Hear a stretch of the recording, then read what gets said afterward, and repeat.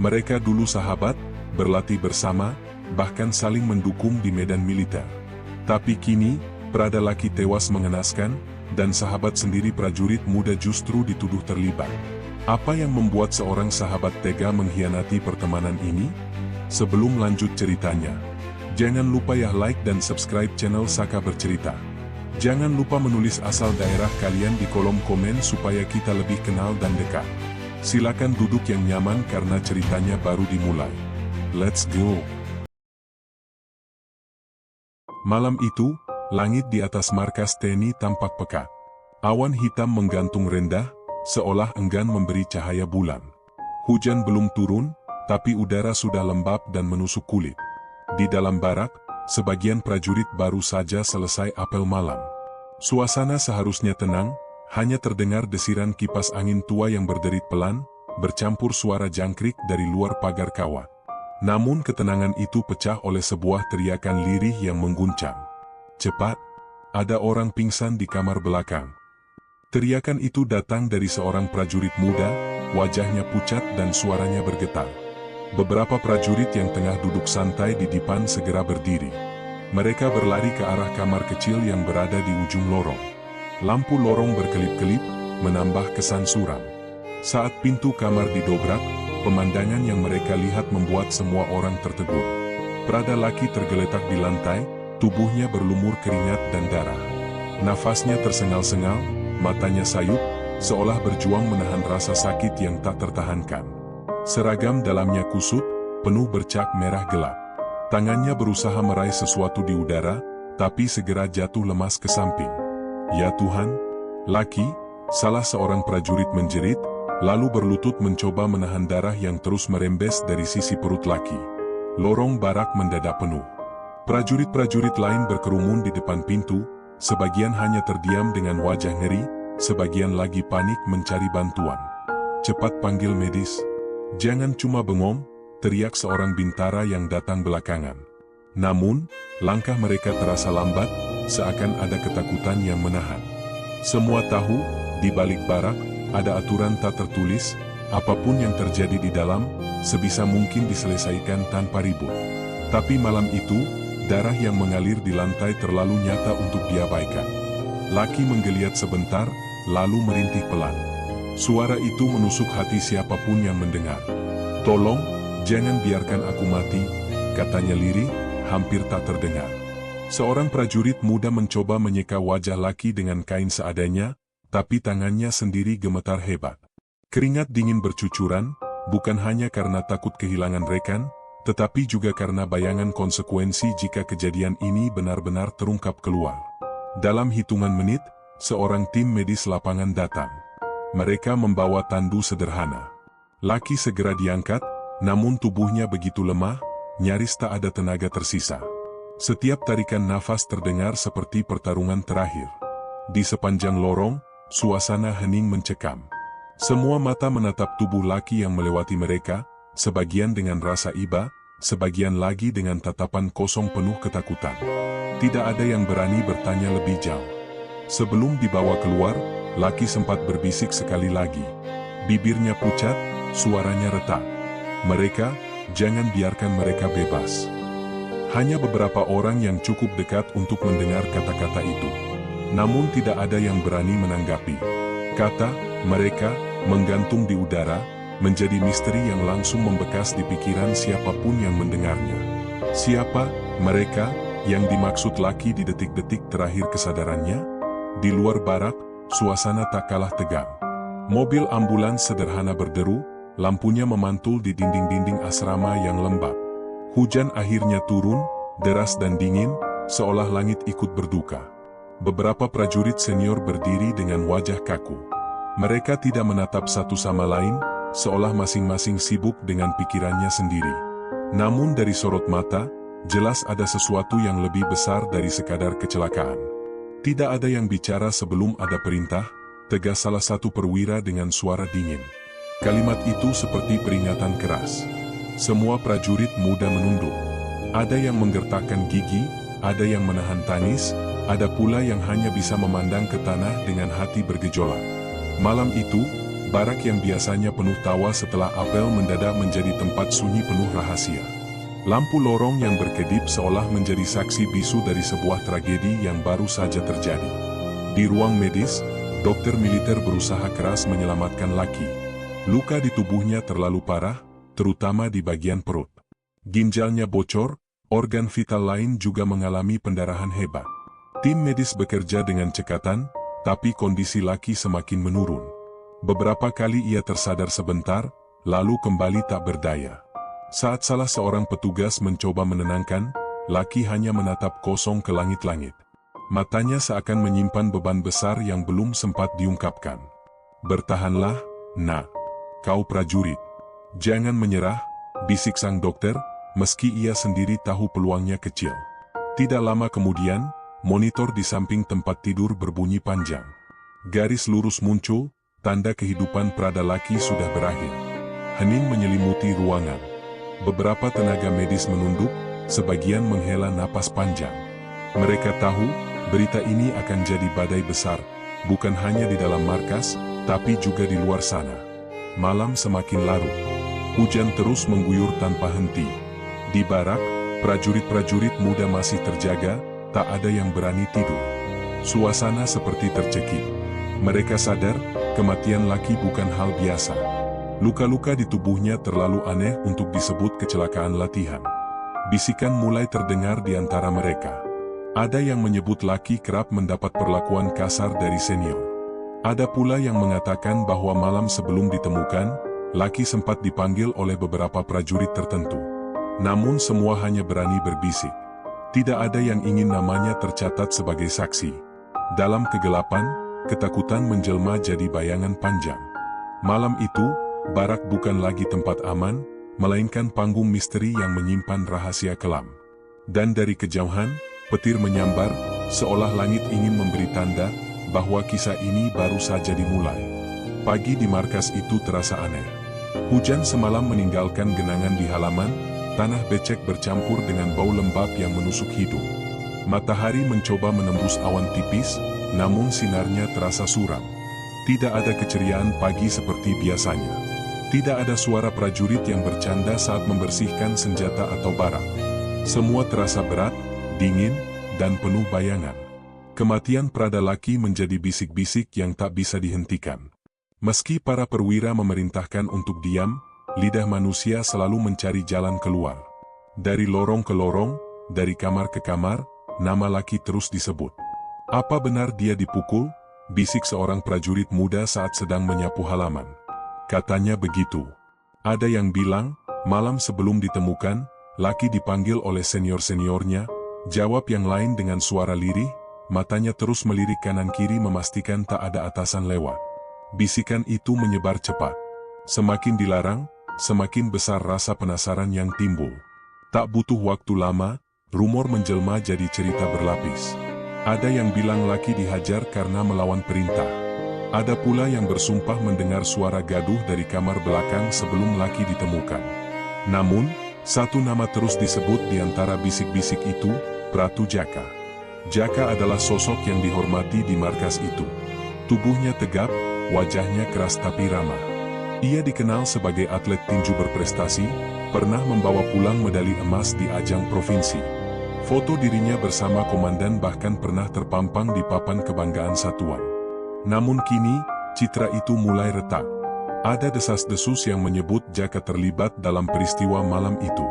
Entah sebagai pelaku, entah sebagai orang yang tahu persis apa yang terjadi.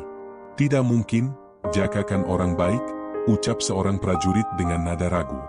"Tapi semua orang lihat, Lucky terakhir kali bersama dia sebelum hilang," balas temannya cepat, seolah ingin meyakinkan dirinya sendiri. Pernyataan itu membuat bisikan makin deras. Nama Jaka kini seperti bayangan hitam yang menghantui setiap obrolan kecil. Di ruang komando, suasana lebih tegang. Para perwira duduk mengelilingi meja kayu panjang.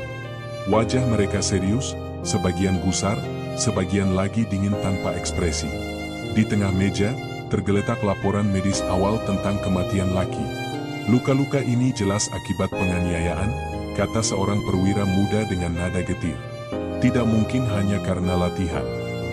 Namun perwira yang lebih senior mengetuk meja pelan, menandakan ketidaksukaannya. Jangan buru-buru menyimpulkan. Kita tidak tahu apa yang sebenarnya terjadi. Tapi, kalau berita ini sampai keluar, perwira muda itu menahan kalimatnya. Semua orang di ruangan itu tahu kelanjutannya. Jika publik tahu bahwa seorang prajurit tewas akibat penganiayaan di dalam markas, nama baik satuan akan tercoreng. Komandan hanya menghela napas panjang. Tatapannya kosong, seolah menimbang antara dua pilihan, mencari kebenaran atau menjaga nama institusi. Di luar ruangan, para prajurit resah. Beberapa memilih diam, tapi sebagian tidak tahan menyimpan rasa takut. Malam sebelumnya masih terbayang jelas di kepala mereka, tatapan laki yang penuh luka, bisikan terakhirnya tentang mereka. Siapa yang dimaksud laki? Mengapa ia menyebut mereka, bukan dia? Kata itu menimbulkan tanda tanya yang semakin besar. Apakah lebih dari satu orang terlibat dalam tragedi itu? Salah seorang prajurit bernama Randy, yang malam itu ikut mengangkat tubuh laki, duduk termenung di belakang barak. Rokok di tangannya hampir habis, tapi ia tidak kunjung menghisap. Wajahnya pucat, matanya kosong. Seorang temannya menghampiri. "Kau kenapa? Sejak tadi murung terus." Randy hanya menggeleng. Aku mendengar laki bicara sebelum dia dibawa. Dia menyebut kata, mereka. Temannya terdiam, wajahnya mendadak berubah serius. "Kau yakin?" "Aku yakin." Aku berdiri persis di sampingnya. Percakapan itu semakin menambah kepingan puzzle yang tak terjawab. Jika benar ada mereka, berarti kasus ini lebih rumit dari sekadar pertengkaran satu lawan satu. Sementara itu, Jaka sendiri mencoba menjalani hari dengan wajah tenang. Ia tetap mengikuti apel, tetap berlari saat olahraga pagi, tetap memberi salam hormat pada senior.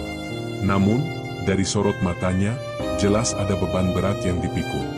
Beberapa prajurit menatapnya dengan curiga, sebagian lagi dengan iba. Mereka mengenalnya sebagai sosok yang ramah, selalu mau membantu rekan-rekan yang kesulitan. Namun sekarang, bayangan kecurigaan membuat segala kebaikannya terasa pudar. Saat duduk di ruang makan, ia mendengar bisikan dari meja sebelah. Katanya Jaka terlibat. "Diamlah, nanti dia dengar." Jaka hanya menunduk, pura-pura tidak peduli. Tapi di dalam hati, ia tahu badai sudah datang. Dan tak ada tempat untuk bersembunyi. Menjelang sore, berita kematian laki akhirnya sampai ke telinga media. Meski belum ada pernyataan resmi, 1-2 wartawan mulai berdatangan ke depan markas. Kamera diarahkan ke gerbang, mencoba menangkap wajah prajurit yang keluar masuk. Beberapa keluarga prajurit juga sudah tahu. Mereka berbisik-bisik di luar pagar, mencari informasi dari orang dalam. Kabar itu berkembang lebih cepat daripada api di hutan kering. Dalam hitungan jam, nama laki sudah menjadi bahan perbincangan di kampung halamannya. Keluarganya hancur mendengar berita itu, apalagi tanpa penjelasan jelas dari pihak militer. Malam itu, markas menjadi seperti gunung berapi yang siap meletus. Di satu sisi, ada tekanan dari luar, keluarga, media, masyarakat. Di sisi lain, ada tekanan dari dalam, aturan ketat untuk menjaga rahasia, melindungi nama baik. Dan di tengah semua itu, desas-desus tentang Jaka semakin kuat. Di kamar kecil barak, beberapa prajurit muda kembali berbisik. "Kau tahu, katanya Jaka bukan hanya kenal laki, mereka pernah berlatih bersama, dekat sekali. Bahkan hampir seperti saudara. Kalau begitu, kenapa laki sampai mati dengan luka seperti itu? Bukankah sahabat seharusnya melindungi?" Pertanyaan itu menggantung di udara, meninggalkan rasa getir. Tidak ada yang tahu jawaban pastinya. Namun satu hal jelas, di balik persahabatan, ada sesuatu yang lebih kelam. Dan kebenaran itu perlahan akan menyeruak, tak peduli seberapa keras mereka mencoba menutupinya. Hari ketiga setelah kematian Prada Laki, suasana markas masih muram. Bendera setengah tiang berkibar pelan di halaman, tapi entah apakah itu tanda penghormatan atau sekadar formalitas. Di dalam barak, wajah-wajah pucat prajurit muda semakin jelas memperlihatkan ketegangan. Mereka bukan hanya kehilangan seorang rekan, tapi juga dihantui ketakutan, takut pada kebenaran yang bisa menyeret siapa saja ke jurang. Pagi itu, Tim penyelidik internal datang. Seragam mereka berbeda, wajah mereka dingin tanpa senyum. Mereka tidak banyak bicara, hanya berjalan menyusuri lorong, mencatat sesuatu, lalu mengajukan pertanyaan singkat kepada setiap prajurit. Seperti jarum jam yang terus berdetak, interogasi dilakukan satu persatu. Namun, semakin banyak pertanyaan yang dilontarkan, semakin jelas satu hal, luka di tubuh Lucky bukan luka baru. Ada jejak lama, memar yang sudah mengering, bekas luka di lengan dan punggung yang tidak mungkin muncul dalam satu malam. Luka-luka ini bukan hanya akibat kejadian kemarin, ujar salah seorang dokter militer saat memberikan keterangan awal. Ada tanda-tanda penganiayaan berulang. Beberapa memar bahkan sudah berwarna kuning kehijauan, artinya lebih dari seminggu. Kabar itu menyebar cepat di dalam barak. Seolah-olah angin membawa berita dari mulut ke mulut. Para prajurit saling berpandangan, sebagian mengangguk, sebagian pura-pura tidak tahu. Bagi sebagian dari mereka, hal itu bukan kejutan. Mereka pernah melihat Lucky berjalan tertatih usai latihan malam, atau duduk lama memegangi pinggangnya dengan wajah meringis. Namun tak ada yang berani bertanya. Semua menganggap itu bagian dari latihan keras yang wajar di dunia militer. Tapi kini, luka-luka itu menjadi bukti bahwa sesuatu yang kelam sudah lama berlangsung. Di sisi lain, keluarga Lucky mulai bersuara. Ayahnya datang ke markas dengan wajah penuh amarah dan kesedihan. Suaranya berat, matanya merah. "Anak saya prajurit, bukan binatang yang boleh dipukuli sesuka hati," teriaknya di depan gerbang markas. Beberapa wartawan merekam adegan itu, menambah panas suasana. Para perwira berusaha menenangkan, tapi kata-kata sang ayah telanjur menancap di hati banyak orang. Ibunya tak kalah hancur. Dengan suara lirih, ia berkata pada salah satu wartawan, "Lucky selalu cerita kalau dia lelah, kalau tubuhnya sakit. Tapi dia tidak pernah mau menjelaskan kenapa. Saya kira itu hanya karena latihan keras. Ternyata lebih dari itu." Tangis ibu itu menjadi bahan utama berita malam. Publik semakin geram. Di dalam markas, tekanan semakin besar. Para penyelidik mengumpulkan kesaksian. Sebagian prajurit muda akhirnya membuka mulut, meski dengan rasa takut yang nyata. "Saya pernah melihat Prada Lucky dipanggil ke gudang malam-malam," ujar seorang prajurit bernama Arman dengan suara bergetar. Saat kembali, wajahnya lebam, bibirnya pecah. Dia bilang tidak apa-apa, tapi jelas sekali ada yang terjadi. Yang lain menambahkan, Lucky sering disuruh ikut latihan tambahan. Katanya untuk mendisiplinkan. Tapi setiap pulang dari sana, tubuhnya penuh memar. Cerita-cerita itu membentuk pola yang tak bisa diabaikan. Ada tradisi kelam di barak, tradisi yang selama ini hanya dibicarakan setengah berbisik, penganiayaan yang dibungkus dengan alasan pendidikan. Nama Jaka kembali muncul dalam interogasi. Seorang prajurit mengaku pernah melihat Jaka berada di lokasi saat Lucky dipanggil malam-malam. Namun, kesaksiannya ragu-ragu. "Saya tidak tahu apakah dia ikut memukul atau tidak, tapi dia ada di sana," katanya.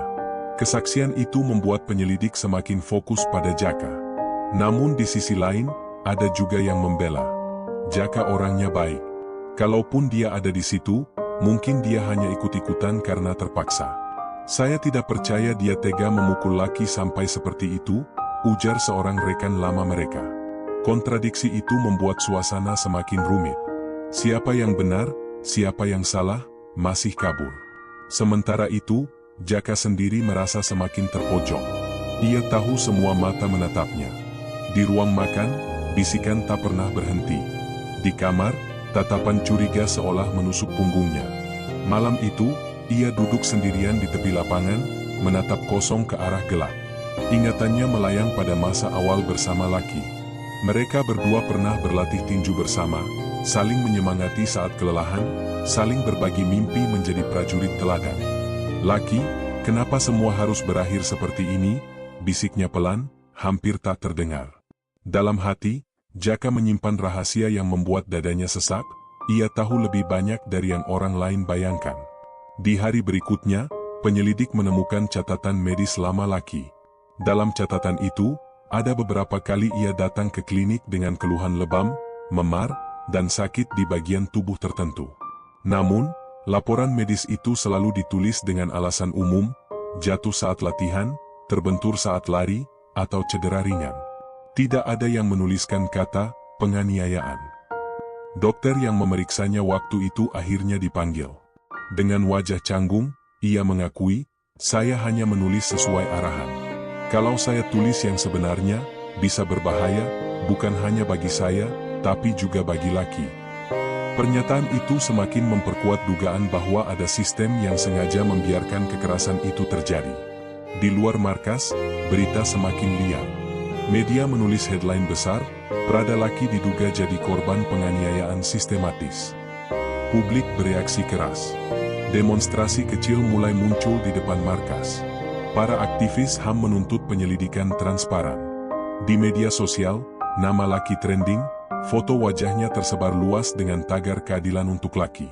Markas kini tidak hanya menjadi tempat latihan militer, tapi juga medan pertarungan opini. Namun, di balik semua hiruk-pikuk itu, ada satu hal yang masih gelap. Siapa sebenarnya yang berada di balik penganiayaan Lucky? Apakah benar hanya tradisi senioritas? Ataukah ada sesuatu yang lebih pribadi, lebih dalam? Dan yang lebih penting, apa peran Jaka di dalam semua ini? Pertanyaan-pertanyaan itu semakin menekan, membentuk bayangan panjang yang menanti untuk diungkap. Malam itu, saat lampu barak dipadamkan, para prajurit muda berbaring gelisah. Tidur tidak lagi menjadi tempat istirahat, melainkan arena ketakutan. Suara Lucky seolah masih bergema di telinga mereka, bisikan lirih tentang mereka yang tidak boleh bebas. Kebenaran masih terkubur.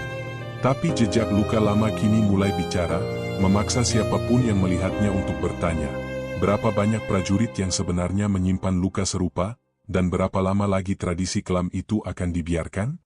Sejak rumor keterlibatannya dalam kematian Prada Lucky mencuat, nama Pratu Jaka tidak pernah absen dari pembicaraan. Di lorong barak, di ruang makan, bahkan di ruang penyelidikan, semua mata seakan mengarah kepadanya. Namun yang membuat situasi semakin pelik adalah kenyataan bahwa Jaka bukan prajurit biasa. Ia adalah sosok kebanggaan, seorang atlet tinju berprestasi yang pernah mengibarkan nama satuan hingga tingkat provinsi. Beberapa tahun lalu, wajah Jaka sempat menghiasi majalah olahraga militer. Senyumnya lebar, tangannya terangkat bersama medali emas yang melingkar di leher.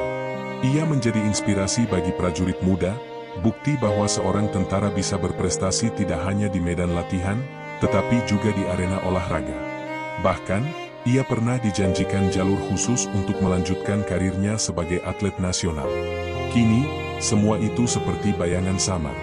Keberhasilan yang dulu dielu-elukan, berubah menjadi tanda tanya besar.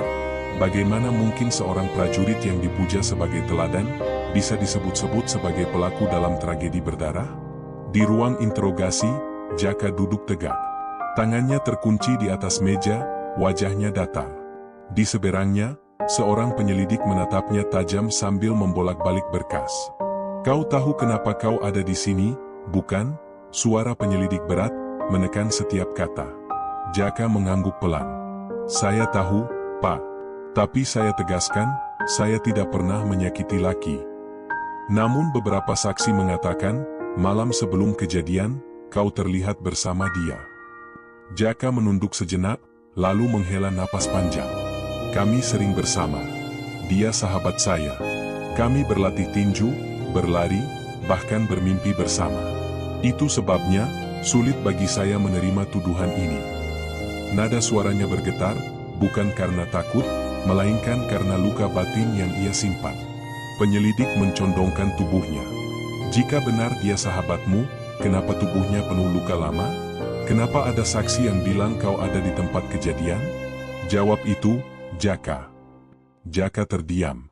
Ada kilatan amarah dan penyesalan di matanya, tapi bibirnya terkunci rapat. Seolah ada dinding tebal yang menahan kata-kata. Sementara itu, di luar ruang interogasi, desas-desus makin liar. "Dulu dia kebanggaan kita. Sekarang, semua jadi kacau," bisik seorang prajurit pada rekannya. "Ya, tapi aku masih tidak percaya. Aku pernah berlatih dengannya. Orang seperti dia tidak mungkin tega memukul Lucky. Pasti ada yang lain." Percakapan semacam itu terus berulang. Ada yang yakin Jaka bersalah, ada yang percaya dia hanya kambing hitam. Namun satu hal jelas, bayangan prestasinya kini menjadi pisau bermata dua. Bagi sebagian orang, prestasi itu adalah alasan untuk percaya padanya. Bagi sebagian lain, prestasi itu justru menjadi alasan kenapa ia harus menanggung beban lebih berat. Karena semakin tinggi pohon, semakin kencang angin menerpa. Di kampung halaman Jaka, kabar itu juga mengguncang. Di dinding balai desa, masih terpampang poster lama dengan foto Jaka mengenakan sarung tinju, tersenyum lebar bersama anak-anak kecil yang mengidolakan dirinya. Orang-orang desa masih ingat bagaimana mereka menyambut kepulangannya setelah meraih medali emas. Namun kini, poster itu memudar tertiup angin, dan warga berbisik dengan wajah cemas. Bagaimana mungkin Jaka yang kita kenal, anak baik yang selalu menolong tetangga, bisa terlibat hal seperti itu? Entahlah. Kadang seragam bisa mengubah orang. Suara-suara itu menjadi luka baru, bukan hanya bagi Jaka, tapi juga bagi keluarganya. Ibunya menutup pintu rumah rapat-rapat, menolak wartawan yang datang. Ayahnya hanya bisa duduk diam di kursi bambu, tatapannya kosong.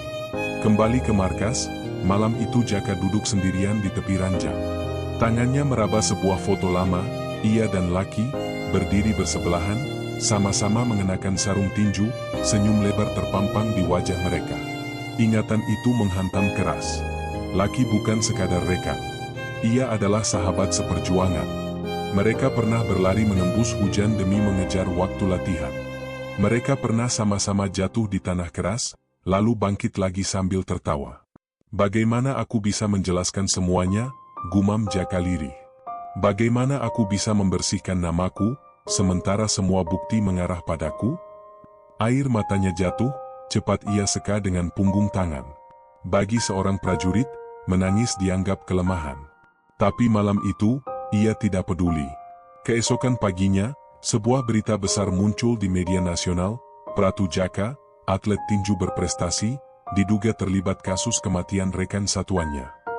Berita itu meledak. Foto Jaka dengan medali emas di lehernya berdampingan dengan foto Laki saat masih hidup. Kontras yang menyakitkan. Publik terbelah, sebagian marah, sebagian ragu. Komentar di media sosial memanas. Ada yang menulis, prestasi tidak menghapus dosa. Jika dia bersalah, hukum harus ditegakkan. Namun ada pula yang membela, Jaka bukan tipe orang seperti itu. Pasti ada permainan politik di dalam tubuh militer. Markas semakin tertekan. Para perwira dipanggil ke tingkat lebih tinggi, diminta memberi penjelasan. Namun jawaban mereka selalu sama, penyelidikan masih berjalan. Di balik semua hiruk-pikuk itu, satu kenyataan tak bisa dipungkiri, bayangan prestasi Jaka kini menghantuinya. Semua yang dulu menjadi kebanggaan, kini justru menjadi senjata balik yang menusuk dirinya. Di arena tinju, Jaka terbiasa menghadapi lawan di depan mata. Pukulan keras bisa ia hindari, serangan tiba-tiba bisa ia balas. Tapi kini, lawannya tidak terlihat.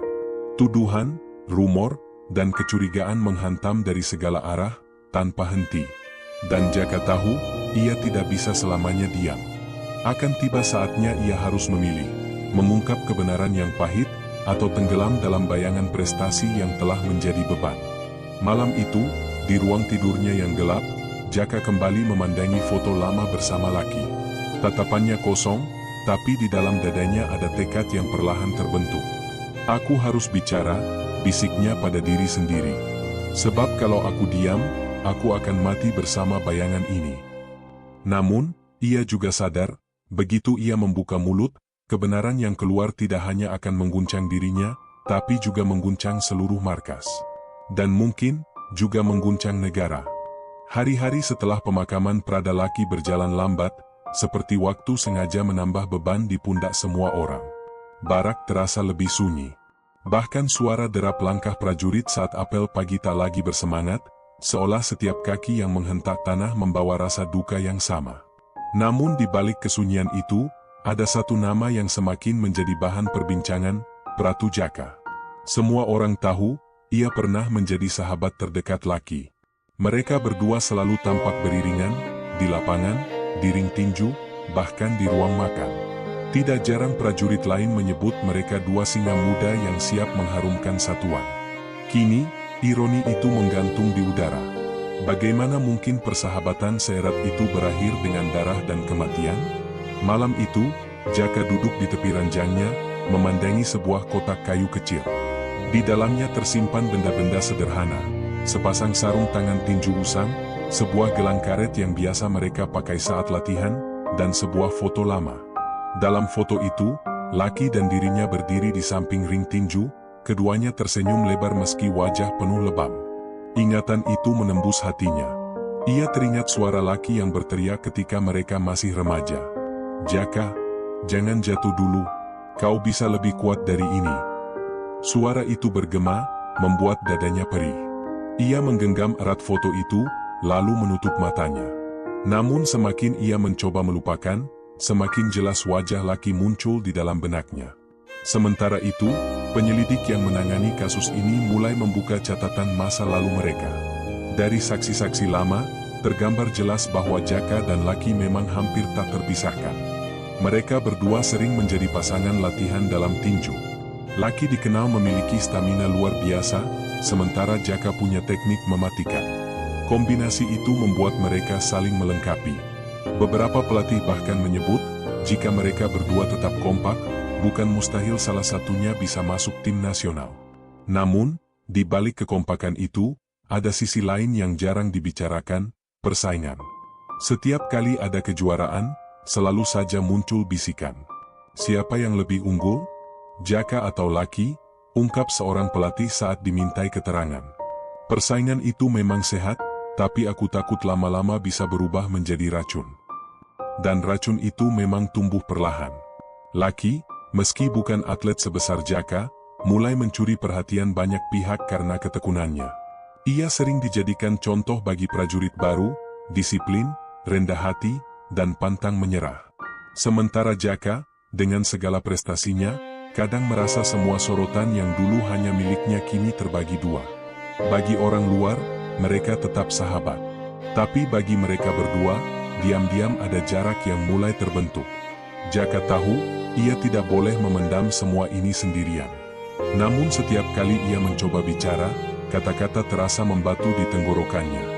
Bagaimana ia bisa menjelaskan kepada penyelidik, kepada publik, bahkan kepada dirinya sendiri, bahwa sahabat yang ia cintai seperti saudara itu kini menjadi bagian dari cerita paling kelam dalam hidupnya? Suatu malam, ia berdiri di halaman barak, memandang langit gelap penuh bintang. Bayangan Lucky kembali hadir. "Kau tahu, Lucky," gumamnya lirih, "aku tak pernah berniat menyakitimu. Tapi entah kenapa, semua mengarah padaku. Seolah dunia ingin aku menanggung dosa ini." Angin malam menerpa wajahnya, dingin menusuk tulang. Ia mengepalkan tangan, mengingat setiap detik yang ia lalui bersama Lucky. Sementara itu, seorang rekan lama mereka, Serda Bagas, mulai ikut buka suara. Ia mendekati penyelidik dengan wajah tegang. "Saya pernah dengar mereka berdua bertengkar, Pak," ucap Bagas hati-hati. "Bertengkar soal apa?" tanya penyelidik. Bagas menelan ludah. "Soal kesempatan mengikuti seleksi kejuaraan tinju tingkat nasional. Lucky sempat dipertimbangkan menggantikan Jaka karena masalah administrasi. Waktu itu Jaka terlihat marah, tapi saya tidak tahu apakah marahnya sampai berlanjut." Penyelidik menulis cepat, alisnya berkerut. Potongan-potongan cerita itu semakin jelas. Ada persahabatan, ada persaingan, dan mungkin ada api kecil yang suatu saat membakar habis. Namun, apakah persaingan itu cukup untuk menjadikan Jaka pelaku? Atau ada tangan lain yang sengaja mempermainkan keadaan? Pertanyaan itu menggantung, tanpa jawaban. Di barak, sebagian prajurit mulai menjaga jarak dari Jaka. Tatapan yang dulu penuh kagum kini berubah menjadi curiga. Setiap langkahnya seolah diawasi. Ia merasakan tatapan sinis menusuk punggungnya, bisikan lirih setiap kali ia melewati lorong. Dia sahabat Lucky, tapi juga bisa jadi pembunuhnya. Kalimat itu menusuk lebih dalam daripada pukulan apapun yang pernah ia terima di ring tinju. Malam kembali larut. Jaka kembali membuka kotak kayu kecilnya. Ia menatap gelang karet hitam yang pernah mereka pakai sama-sama, seakan benda sederhana itu menyimpan sisa persahabatan yang terkubur.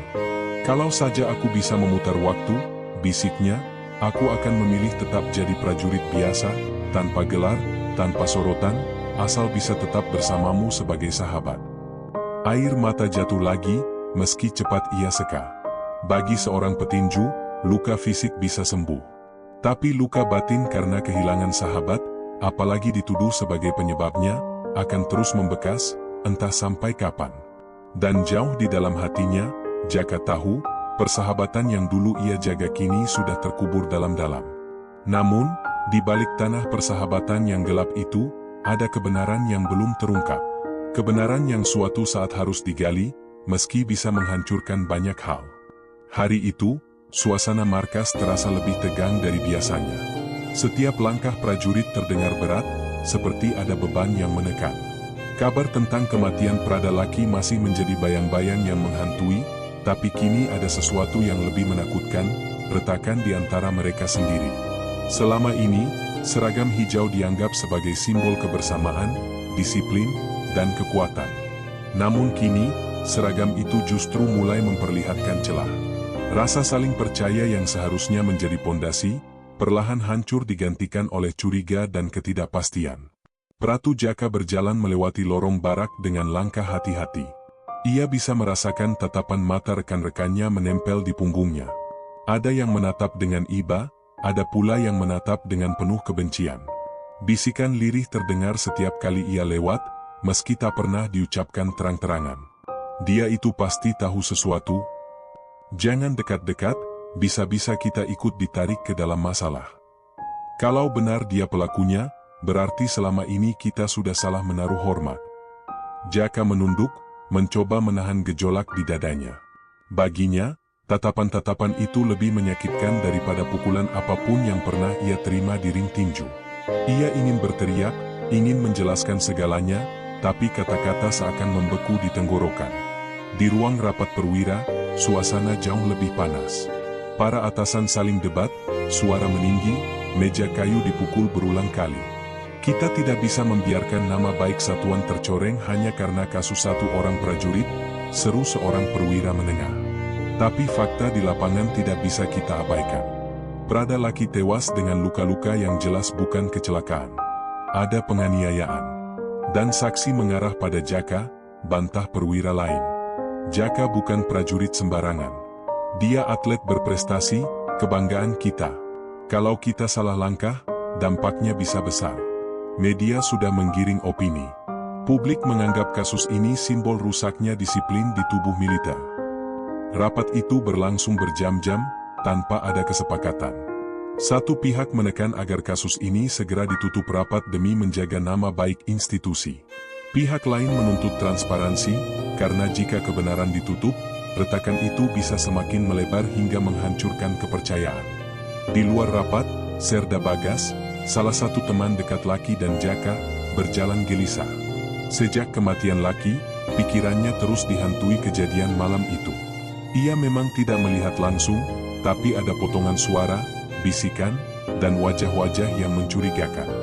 Bagas menatap ke arah barak, lalu bergumam lirih, apa yang sebenarnya terjadi malam itu? Dan kenapa aku merasa semua orang menyembunyikan sesuatu? Ia tahu, jika ia bicara sembarangan, bisa saja ia dianggap pengkhianat oleh rekan-rekannya sendiri. Namun jika ia diam, bayangan Laki akan terus menghantuinya. Malam itu, Jaka dipanggil kembali ke ruang interogasi. Kali ini suasananya lebih menekan. Lampu yang menyala terang hanya memantulkan bayangan wajah tegangnya. Jaka, suara penyelidik kali ini lebih dingin. Ada laporan bahwa kau pernah bertengkar dengan Laki beberapa hari sebelum kematiannya. Benar? Jaka menatap kosong, mencoba mengatur napas. Ya, kami memang pernah berdebat. Tapi itu bukan hal besar. Hanya soal seleksi kejuaraan. Aku marah, tapi tidak pernah sampai ingin mencelakainya. Namun beberapa saksi mengatakan, pertengkaran itu cukup keras. Bahkan ada yang melihatmu meninggalkan barak dengan wajah penuh amarah. Kalaupun benar, Jaka menekan suaranya, itu tidak berarti aku membunuhnya. Dia sahabatku. Aku tidak mungkin. Kalimatnya terhenti, suaranya pecah. Untuk pertama kalinya, air matanya jatuh di depan penyelidik. Ia menunduk, menggenggam meja erat-erat, menahan gejolak yang nyaris meledak. Penyelidik hanya menatapnya tanpa ekspresi. Mereka tahu, di balik air mata itu ada cerita lain yang belum terungkap. Sementara itu, di kantin barak, para prajurit lain berkumpul dalam bisikan. "Menurutmu, Jaka benar-benar bersalah?" tanya salah satu prajurit muda. "Aku tidak tahu. Tapi aku pernah dengar ada yang lebih berkuasa di balik ini semua," jawab rekannya, suaranya diturunkan. "Mungkin Jaka hanya dijadikan kambing hitam. Kalau begitu, siapa yang sebenarnya?" Kalimat itu menggantung, karena tiba-tiba seorang bintara senior datang. Semua langsung diam, pura-pura sibuk dengan makanan masing-masing. Atmosfer ketakutan terasa jelas. Di dalam seragam yang sama, mereka tidak lagi merasa aman satu sama lain.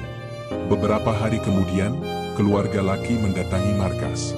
Ayahnya, dengan wajah penuh amarah dan mata merah, menuntut jawaban. "Siapa yang membunuh anak saya?" Suaranya bergema, membuat semua orang terdiam. "Kalau tidak ada kejelasan, jangan salahkan saya kalau saya buka mulut ke media.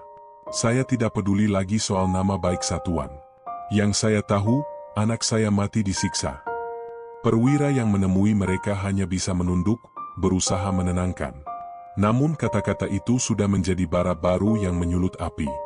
Jaka, yang mendengar kabar kedatangan keluarga laki, semakin merasa terpojok. Malam itu ia duduk di ranjang, wajahnya tertutup kedua tangan. "Laki, sahabatku," bisiknya, suaranya parau, "kenapa kita harus sampai di titik ini? Kenapa persahabatan kita yang dulu begitu kuat, sekarang jadi alasan aku dituduh sebagai pembunuhmu?" Ia menggenggam gelang karet hitam peninggalan mereka.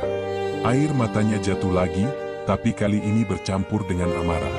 Ia sadar, jika ia terus diam, ia akan dikorbankan. Di luar kamar, Bagas berdiri diam. Ia mendengar suara lirih Jaka dari balik pintu. Hatinya bergejolak. Ia tahu, ada sesuatu yang besar yang disembunyikan. Tapi jika ia membela Jaka, ia bisa menjadi target berikutnya. Bagas menarik napas panjang, lalu berbisik pada dirinya sendiri, "Aku harus memilih, tetap diam bersama seragam ini, atau bicara demi sahabatku yang sudah tiada." Malam itu, retakan di balik seragam semakin jelas. Bukan hanya antara Jaka dan rekan-rekannya, tapi juga antara prajurit dengan komandannya, antara keluarga korban dengan institusi, bahkan antara kebenaran dan kebohongan. Dan retakan itu, jika terus dibiarkan, bisa berubah menjadi jurang yang menelan mereka semua. Langit malam di atas markas tampak pekat, tanpa bintang. Seolah alam ikut merasakan gelapnya suasana hati para prajurit yang kini terbelah. Kasus kematian Prada Laki semakin memanas. Media terus menekan, keluarga korban menuntut keadilan, sementara di dalam markas, api kecurigaan sudah menjalar ke setiap sudut. Di antara semua itu, Pratu Jaka duduk sendirian di ranjangnya. Wajahnya tampak letih, matanya merah karena kurang tidur. Di tangannya, gelang karet hitam yang dulu ia dan Laki pakai bersama. Ia menggenggam benda itu seakan tak ingin melepaskan. "Laki, sahabatku," bisiknya, lirih, "jika aku tidak buka suara, aku akan hancur. Tapi jika aku bicara, semua ini bisa menjadi lebih buruk. Apa yang harus kulakukan?" Ia menutup mata, merasakan dada yang sesak. Tekanan itu semakin hari semakin menyesakkan, membuatnya hampir tidak sanggup bernapas. Di luar, Serda Bagas berjalan gelisah melewati lorong barak. Hatinya berkecamuk. Sejak lama ia tahu, ada sesuatu yang janggal dalam kematian Laki. Ia pernah melihat Laki dipanggil oleh beberapa prajurit senior pada malam yang sama, sebelum tubuhnya ditemukan. Namun ia tak pernah berani bicara, karena nama-nama itu bukan orang sembarangan. Bagas berhenti sejenak di depan pintu kamar Jaka. Ia mendengar suara lirih dari dalam, suara yang pecah, penuh beban. Hatinya terhimpit. Selama ini ia ragu, tapi kini ia sadar, jika ia terus diam, Jaka akan dikorbankan. Ia mengetuk pelan. "Jaka," suaranya hampir berbisik. Pintu terbuka. Wajah Jaka muncul, lelah dan penuh luka batin. "Bagas?" Bagas masuk, duduk di kursi kayu kecil. Hening sejenak, hanya suara detak jam yang terdengar. "Aku tahu sesuatu," ucap Bagas akhirnya, lirih. Jaka menoleh cepat, matanya penuh tanya. Apa yang kau tahu? Bagas menelan ludah. Aku lihat laki malam itu, dia dipanggil beberapa prajurit senior. Aku dengar suara bentakan, dan aku tahu salah satunya. Tapi aku takut menyebut namanya. Kalau aku salah langkah, aku bisa jadi target berikutnya. Jaka terdiam. Kata-kata Bagas seperti api yang tiba-tiba menyulut hatinya. Jadi benar, ada orang lain yang terlibat. Ia bukan satu-satunya yang dekat dengan laki malam itu. Siapa mereka, Bagas? Desak Jaka dengan suara rendah namun penuh tekanan. Bagas menunduk, wajahnya tegang. Aku dengar nama Sersan Tama disebut. Dia dan beberapa senior lain. Tapi aku tidak berani pastikan lebih jauh. Nama itu membuat Jaka membeku. Tama, seorang sersan senior yang terkenal keras, disegani sekaligus ditakuti. Jika benar ia terlibat, maka kasus ini jauh lebih rumit daripada sekadar persaingan pribadi. Keesokan harinya, situasi semakin panas. Media mulai mengungkap dugaan bahwa ada keterlibatan prajurit senior dalam kasus ini. Berita itu menimbulkan kehebohan, membuat atasan semakin terpojok. Di ruang rapat, suara perwira tinggi meninggi. Kita harus segera menutup kasus ini sebelum merusak nama baik institusi. Tapi, Pak, kalau kita tutup, media akan semakin curiga. Apalagi sekarang sudah muncul nama-nama baru. Kalau begitu, buang satu kambing hitam. Itu lebih mudah. Biarkan Jaka menanggung semua. Dia cukup populer untuk dijadikan sorotan, dan kasus bisa cepat ditutup. Keputusan itu menggantung di udara. Di luar, Jaka tidak tahu bahwa dirinya sedang diposisikan untuk dikorbankan. Di kantin, percakapan antar prajurit semakin panas. Aku dengar, Jaka bakal resmi jadi tersangka. Kasihan juga. Tapi kalau bukan dia, siapa lagi? Kau lupa? Ada desas-desus soal prajurit senior juga. Mungkin semua ini ada yang sengaja disembunyikan. Suara-suara itu membuat ketegangan semakin memuncak. Bagi sebagian prajurit, kasus ini bukan lagi soal laki, tapi soal siapa yang berani bicara dan siapa yang memilih diam. Malam itu, Bagas kembali menemui Jaka. Wajahnya pucat, napasnya terburu-buru. Jaka, aku harus bicara jujur, katanya, terbata. Aku dengar langsung dari salah satu prajurit, laki malam itu dipaksa ikut latihan fisik tambahan. Tapi bukan latihan biasa. Itu semacam hukuman. Aku yakin Tama yang memerintahkan. Jaka mengepalkan tangan. Amarah menguasainya. Kalau begitu, semua tuduhan padaku hanyalah permainan mereka. Aku dijadikan perisai untuk menutupi kejahatan mereka. Bagas menatapnya serius. Kalau kau ingin membersihkan nama, kita harus bawa ini ke penyelidik.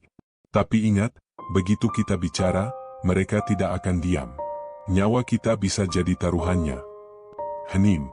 Hanya suara jangkrik di luar jendela yang terdengar.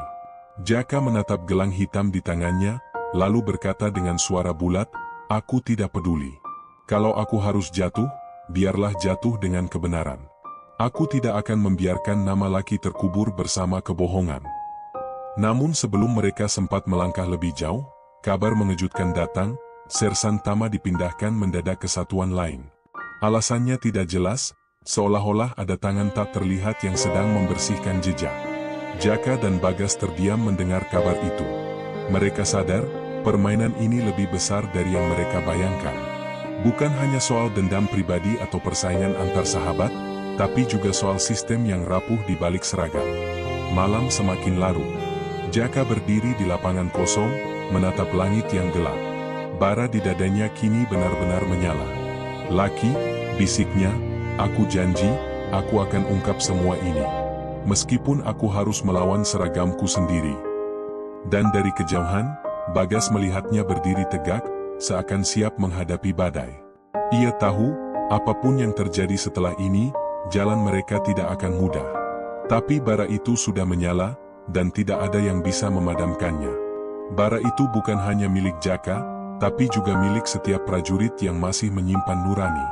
Dan ketika bara itu mulai membesar, tidak ada yang tahu apakah akan memberi terang, atau membakar habis semuanya. Suasana markas malam itu lebih mencekam dari biasanya. Angin dingin menyusup lewat celah jendela, membawa aroma tanah basah setelah hujan sore. Namun, bagi Pratu Jaka, udara itu seperti racun, penuh tekanan, penuh mata yang mengintai dari kegelapan. Sejak kabar pemindahan mendadak Sersan Tama tersebar, situasi semakin janggal. Jaka merasa semua yang terjadi hanyalah skenario besar. Ia tahu, dirinya sedang dipersiapkan sebagai kambing hitam. Sementara itu, orang-orang yang benar-benar bertanggung jawab malah disembunyikan. Bagas menemuinya di barak, wajahnya pucat. Jaka, ada perintah. Besok kau resmi ditetapkan sebagai tersangka. Kau harus siap. Jaka menatap kosong ke dinding. Kata-kata Bagas seperti tombak yang menusuk dadanya. Jadi benar, mereka memilih mengorbankan aku.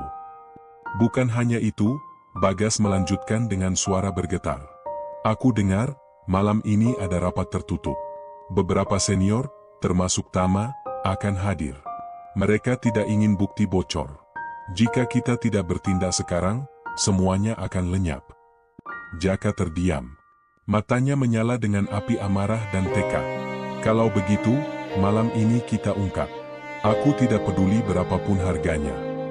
Ruang rapat markas yang biasanya penuh wibawa kini berubah menjadi tempat konspirasi. Cahaya lampu redup, asap rokok memenuhi udara. Beberapa prajurit senior duduk melingkar, wajah mereka keras dan penuh perhitungan. Sersan Tama duduk di tengah, suaranya berat. Kita harus pastikan tidak ada lagi yang berani buka mulut. Laki sudah jadi pelajaran. Sekarang, Jaka yang akan jadi kambing hitam. Begitu kasus ini ditutup, semua selesai. Salah satu prajurit ragu. Tapi, Bagas, dia terlihat tahu sesuatu. Bagaimana jika dia ikut bicara? Tama menatap tajam, senyumnya dingin. Kalau perlu, Bagas pun akan kita bungkam. Satu nyawa tambahan tidak masalah, dibanding kehormatan institusi ini tercoreng. Kalimat itu menggantung di udara, menebarkan kengerian. Namun mereka tidak tahu, tepat di luar pintu, Jaka dan Bagas berdiri, mendengarkan setiap kata. Bagas bergetar, wajahnya pucat pasi. Mereka akan habisi kita. Jaka menggertakkan gigi, tangannya mengepal. Biar mereka tahu, aku tidak akan diam. Pintu ruang rapat terbuka mendadak dengan keras. Semua kepala menoleh. Di ambang pintu, Jaka berdiri tegak dengan sorot mata menyala. Cukup sudah, suaranya menggema. Aku tidak akan biarkan kalian mengorbankan namaku hanya untuk menutupi dosa kalian. Keheningan sejenak, sebelum tawa dingin Tama pecah. Jaka, kau benar-benar bodoh. Kau pikir suara seorang prajurit kecil bisa mengguncang kami? Jaka melangkah masuk, Bagas di belakangnya. Aku mendengar semuanya. Laki tidak mati karena kecelakaan. Dia disiksa. Dan aku tahu siapa dalangnya. Beberapa senior langsung berdiri, tangan mereka menggenggam gagang senjata. Suasana memanas. Tama bangkit, langkahnya tenang tapi matanya penuh ancaman. Kau sudah menandatangani surat kematianmu sendiri, Jaka. Pertengkaran berubah menjadi bentrokan. Meja terbalik, kursi beterbangan. Jaka melawan dengan sekuat tenaga, meski jumlah mereka jauh lebih banyak. Bagas berusaha bertahan, namun wajahnya berkeringat dingin, tubuhnya gemetar. Suara bentakan, dentuman, dan hantaman memenuhi ruangan. Jaka menghantam salah satu senior hingga jatuh, darah muncrat dari hidungnya. Tapi kemudian, sebuah pukulan keras dari belakang membuatnya terhuyung. Tama maju, menendangnya hingga terjatuh ke lantai. Lihatlah kau sekarang, kata Tama dengan tawa dingin. Prajurit kecil yang berani melawan sistem. Jaka terengah, darah mengalir dari bibirnya. Namun matanya tetap menyala. Lebih baik mati demi kebenaran, daripada hidup dalam kebohongan. Tama mengangkat pistol dari pinggangnya, mengarahkannya ke kepala Jaka. Bagas menjerit, jangan. Dia tidak bersalah. Tama menoleh, senyumnya sinis. Kau juga akan ikut mati malam ini, Bagas. Detik itu, seakan waktu berhenti. Bagas menatap Jaka, matanya penuh ketakutan. Namun kemudian, sesuatu berubah di dalam dirinya. Ia tidak bisa lagi bersembunyi di balik rasa takut. Jika malam ini ia diam, maka Laki, Jaka, dan dirinya akan mati tanpa arti. Dengan teriakan putus asa, Bagas meraih kursi dan menghantam Tama dari samping. Pistol terlepas, jatuh ke lantai. Pertarungan pun kembali pecah. Teriakan, desahan, darah berhamburan. Tidak ada lagi aturan, tidak ada lagi komando. Hanya naluri bertahan hidup yang berbicara. Jaka berhasil merebut pistol, tangannya gemetar. Ia menodongkan senjata itu ke arah Tama, yang kini berlutut dengan wajah penuh darah. "Katamu kehormatan institusi harus dijaga," suara Jaka bergetar. "Tapi yang kau jaga hanyalah egomu sendiri. Laki mati karena keserakahanmu." Tama hanya tertawa lirih, meski darah mengalir dari mulutnya. "Kau kira kebenaranmu akan didengar? Kau hanya prajurit kecil. Setelah kau mati, dunia akan tetap percaya pada cerita kami." Kata-kata itu membuat Jaka bimbang. Jarinya gemetar di pelatuk. Di dalam dirinya, amarah dan nurani bertarung sengit. Bagas menatapnya, wajahnya pucat. "Jaka, jangan. Kalau kau bunuh dia, mereka akan jadikan itu alasan untuk benar-benar menutup semua. Kita butuh dia hidup, sebagai bukti." Hening. Nafas berat terdengar di seluruh ruangan. Akhirnya, Jaka menurunkan pistolnya, meski tubuhnya bergetar hebat. "Kau benar, Bagas. Tapi ingat, Tama, malam ini kebenaran sudah berdarah. Dan aku akan pastikan dunia mengetahuinya." Namun sebelum mereka bisa keluar dari ruangan itu, suara sirene mendadak meraung. Pasukan jaga markas berlari menuju lokasi. Dalam hitungan menit, ruangan penuh dengan prajurit bersenjata lengkap. Komandan masuk, wajahnya keras. Matanya menyapu ruangan yang porak-poranda, darah di lantai, dan Tama yang terkapar. "Apa yang terjadi di sini?" bentaknya. Semua terdiam. Jaka berdiri dengan tubuh penuh luka, pistol masih di tangannya. Bagas di sampingnya, wajahnya penuh ketakutan. Tama, dengan sisa tenaga, menunjuk Jaka. Dia yang menyerang kami, dia ingin bunuh aku." Sorak dan bisik segera memenuhi ruangan. Semua mata kini tertuju pada Jaka. Jaka tahu, apapun yang ia katakan tidak akan mudah dipercaya. Tapi di hatinya, satu hal sudah pasti, kebenaran ini tidak akan berhenti di sini. Meskipun darah sudah tertumpah, perjuangan baru saja dimulai. Malam itu menjadi saksi. Kebenaran memang muncul, tapi dibalut darah dan pengkhianatan. Jalan menuju keadilan masih panjang, penuh jebakan. Dan Jaka sadar, ia kini berdiri di batas tipis antara hidup dan mati, antara pahlawan dan pengkhianat. Sejak malam berdarah itu, dunia Jaka berubah total. Ia bukan lagi seorang prajurit yang disegani karena prestasi di ring tinju atau loyalitas di barak. Kini ia hanyalah tahanan, dikurung dalam sel dingin dengan jeruji berkarat, menunggu vonis yang sudah bisa ia tebak, bersalah. Dinding sel lembab, bau anyir besi bercampur keringat memenuhi udara.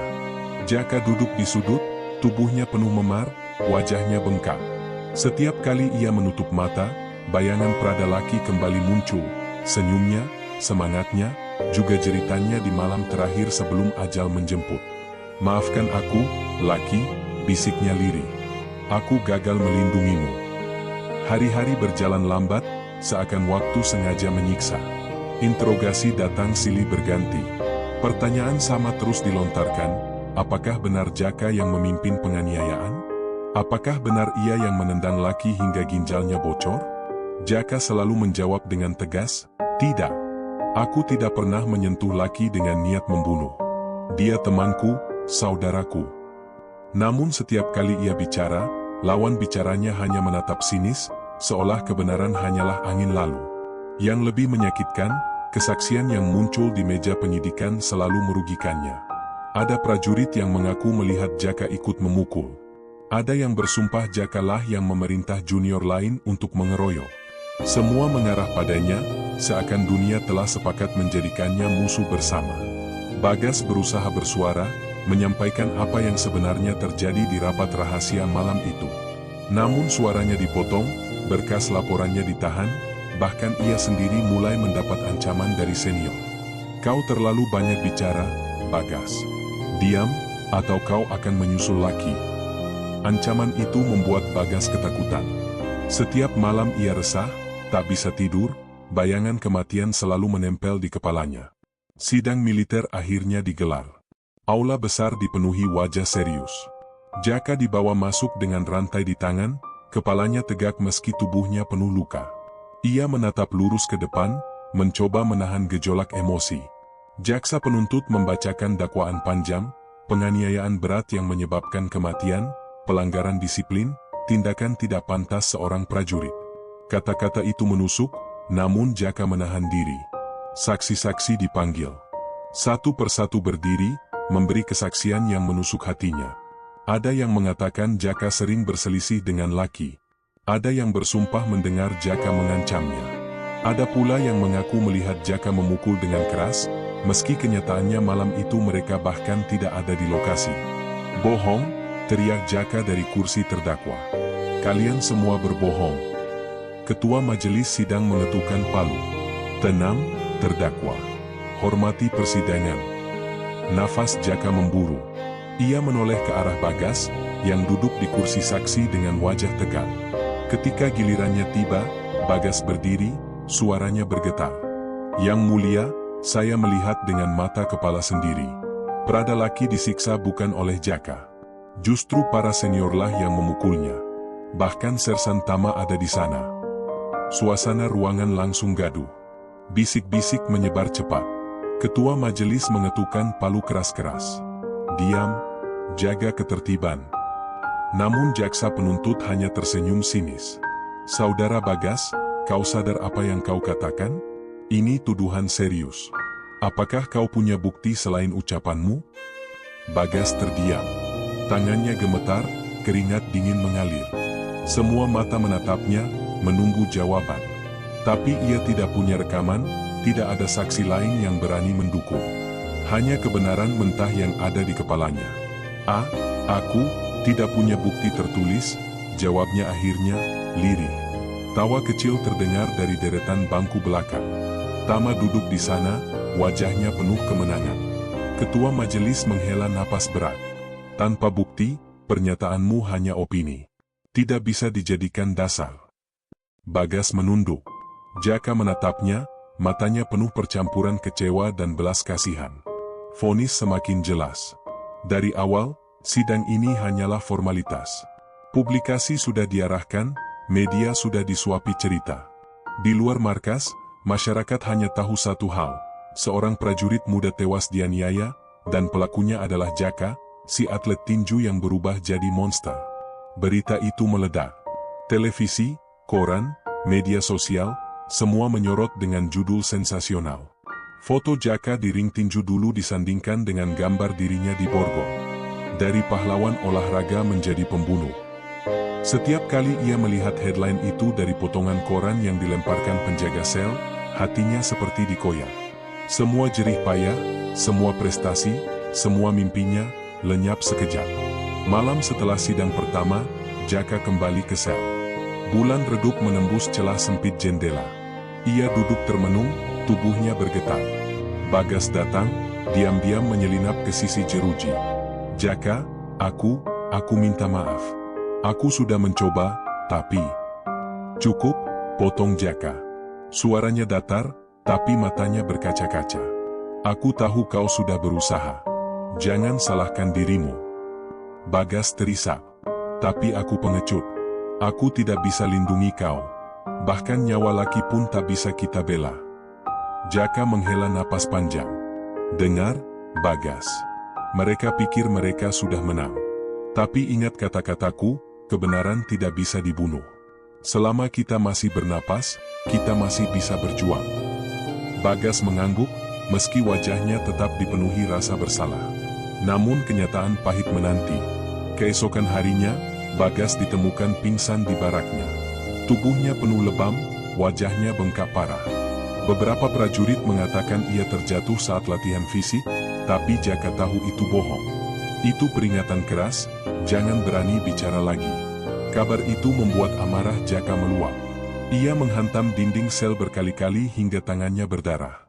Bangsat, sampai kapan kalian sembunyikan kebenaran ini? Jeritannya menggema, namun hanya jeruji besi yang menjawab. Hari demi hari, neraka semakin nyata. Jaka bukan hanya dipenjara secara fisik, tapi juga mental. Setiap malam ia bermimpi buruk, melihat Laki dipukul berkali-kali, mendengar jeritan Bagas, merasakan tawa dingin Tama. Namun di balik semua penderitaan itu, tekadnya semakin keras. Jika memang ia harus jatuh, ia akan jatuh sambil membawa kebenaran. Di dalam hati kecilnya, ia berbisik, neraka ini bukan akhir. Aku akan pastikan, suatu hari nanti, semua orang tahu siapa sebenarnya pembunuh Laki.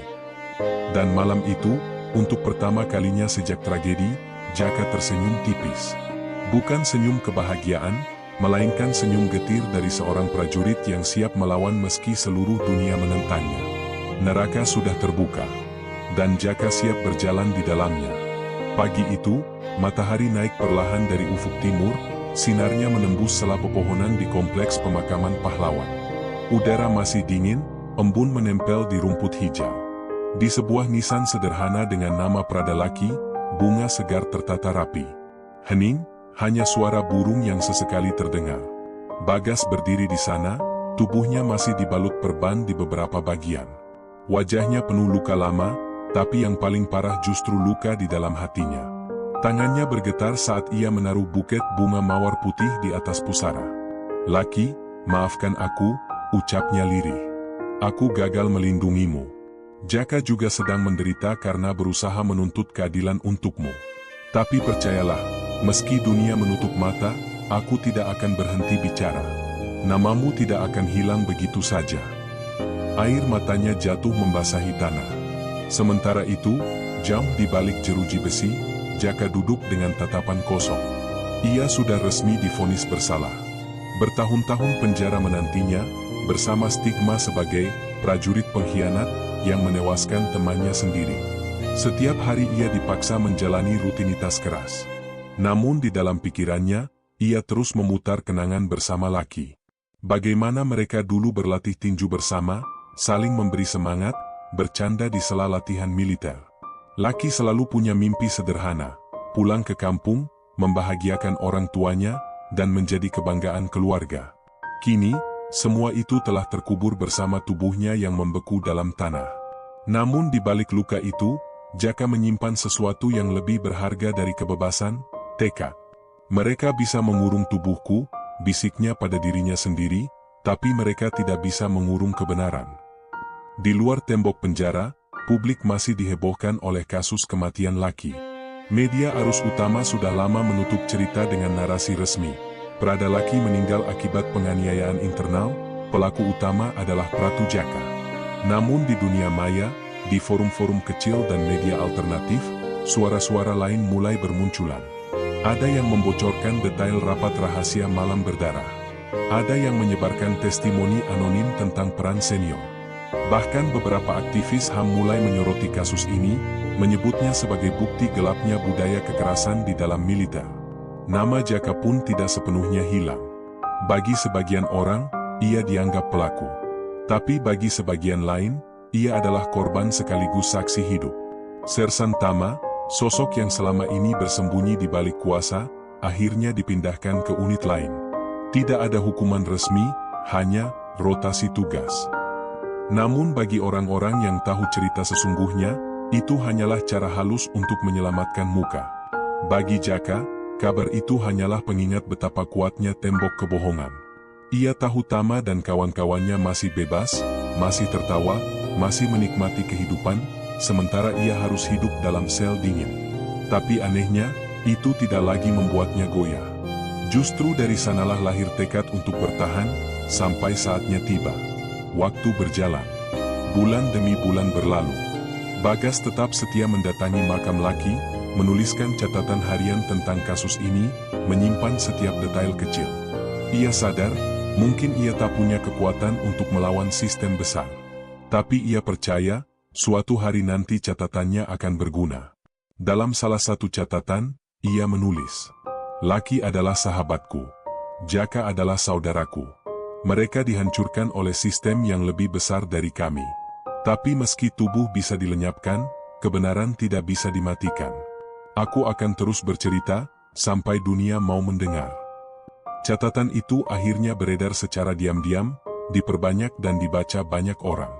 Suara kecil itu tumbuh menjadi percikan api, perlahan membakar tembok yang selama ini berdiri kokoh. Suatu malam di penjara, Jaka menerima sepucuk surat dari Bagas. Tulisan tangan yang bergetar namun penuh keteguhan. Jaka, kau bukan sendirian. Aku di luar masih berjuang. Nama laki tidak akan terkubur sia-sia. Kita mungkin kalah sekarang, tapi sejarah akan mencatat siapa yang sebenarnya berdosa. Bertahanlah, saudaraku. Karena suatu saat, kebenaran akan menang. Jaka membaca surat itu berkali-kali. Air matanya menetes, namun kali ini bukan air mata keputusasaan, melainkan harapan. Ia memandang ke langit malam yang terlihat samar dari jendela sel. Di sana, bintang-bintang berkelip. Untuk pertama kalinya, ia merasa laki masih ada, tersenyum dari balik cahaya. Waktu terus bergulir. Luka memang tak pernah hilang, tapi cerita ini tidak mati. Kasus Prada Laki tetap menjadi bisik-bisik yang mengguncang, menjadi luka kolektif yang menolak dilupakan. Bagi sebagian orang, Laki hanyalah angka, satu nama dalam daftar panjang korban kekerasan. Tapi bagi Jaka dan Bagas, ia adalah jiwa, sahabat, dan alasan untuk terus melawan. Malam terakhir sebelum ia dipindahkan ke penjara pusat, Jaka menuliskan sebuah kalimat di dinding sel dengan potongan besi kecil.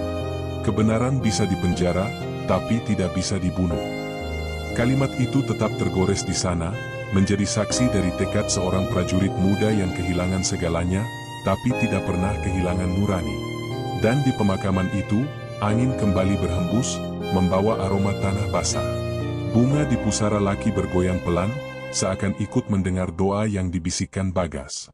Tidurlah dengan tenang, sahabatku. Jejakmu tidak akan hilang. Selama kami masih hidup, namamu akan tetap bersinar. Langit perlahan memerah, matahari sore menyinari nisan sederhana itu. Dan di balik sinar lembutnya, seolah ada janji yang tak terucap, bahwa meski kebenaran sering tertutup darah dan kebohongan, suatu hari ia akan terungkap, seterang cahaya mentari.